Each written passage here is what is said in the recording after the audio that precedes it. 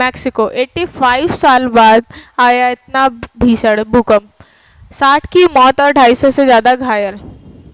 Mexico में शुक्रवार को 8.1 की तीव्रता से आए भूकंप हिलाकर रख दिया। ये भूकंप इतना खतरनाक था कि करीब 60 लोगों की मौत हो गई और 250 से ज़्यादा लोग घायल हो गए। ऑनलाइन मीडिया रिपोर्ट्स के मुताबिक इस भूकंप का सबसे ज़्यादा असर मैक्सिको के साउथ स्टेट ओक्साका में देखा गया। अकेले ओक्साका में 45 लोगों की मौत हुई, जबकि वहां 250 से ज्यादा लोग घायल हुए। हैरान करने की बात यह है कि इससे पहले इस तीव्रता का भूकंप मैक्सिको में 1932 में यानी 85 साल पहले आया था, जिसमें हजारों लोगों की जान गई थी। हालांकि इस बार मरने वालों की संख्या सैकड़ों में सिमट गई है, लेकिन भूकंप का खौफ इस कदर फैला था कि लाखों लोग सड़कों पर उतर आए। 64 साल के एक सिक्योरिटी गार्ड ने बताया कि ये उनके लिए बेहद चौंकाने वाला पल था, क्योंकि उसने बिल्डिंग को हिलते हुए देखा था।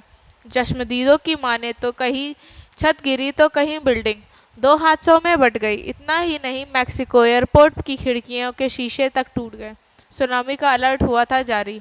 मैक्सिको के सुनामी वार्निंग सेंटर में भूकंप की तीव्रता के चलते सुनामी का अलर्ट जारी कर दिया था।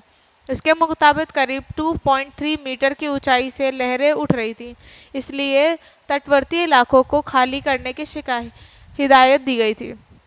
यूएस जियोग्राफी सर्वे के मुताबिक भूकंप का केंद्र पीच पाजन में था, जहां उसके केंद्र की गहराई 43 किलोमीटर नीचे थी। धन्यवाद।